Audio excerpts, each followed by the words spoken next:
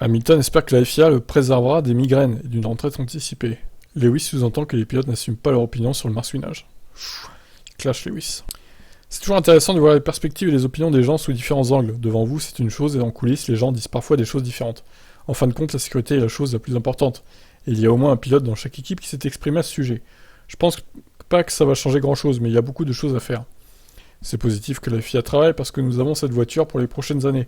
Il ne s'agit donc pas de s'accommoder des rebonds pour les prochaines années, mais de s'en débarrasser complètement, de les réparer, afin que les futurs pilotes, nous tous, n'aient plus de problème de dos à l'avenir. Le pilote Mercedes a révélé la gravité du problème. Avec sa douleur au dos du dernier Grand Prix, il n'aurait sans doute pas pu respecter la limite de 10 secondes d'extraction de la voiture. Ah oui, c'est vrai qu'il y avait une limite d'extraction. Alors ça se passe quoi ça se passe comment s'ils respectent pas, du coup ils sont disqualifiés? Je ne pense pas, c'était atrocement douloureux à ce moment-là, alors je suis juste reconnaissant d'avoir pu m'en sortir.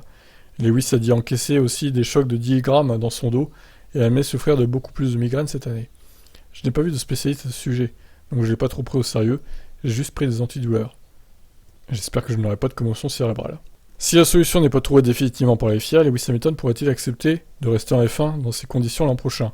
La question lui a été posée très directement. Eh bien, j'imagine que nous allons régler ça d'ici la fin de l'année prochaine au moins. J'espère que ça ne sera pas quelque chose qui me dissuadera de continuer à courir, mais le temps nous le dira. Or, justement, le Britannique a bien laissé entendre que baisser la hauteur de caisse ne suffira pas dans le cas de Mercedes. Alors, pas baisser, augmenter la hauteur de caisse, il y a une erreur là.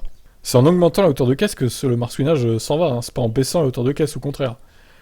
Grosse coquille dans l'article. C'est plus une question de structure d'écoulement d'air sous la voiture, donc nous faisons rouler la voiture très haut la plupart de la saison, et ce n'est qu'à Barcelone que nous avons commencé à pouvoir la baisser un peu.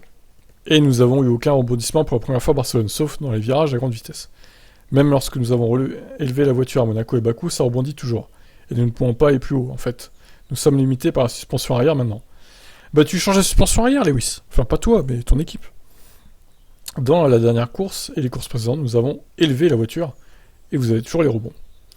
Bon bah poubelle, hein, la W13, voilà, il faut en refaire une, hein, j'arrête pas de le dire, mais... faut faire une W13B ou une W14 directement en fait. Il y a bien quelque chose à faire, ils vont pas se faire disqualifier comme le veut Horner à chaque course là, hein. S'il y a trop de rebonds, il manquera plus que ça encore.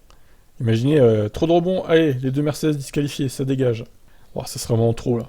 Ce serait un simulacre, ce serait même plus de la course, ce serait un fiasco. Je vous laisse commenter, ciao.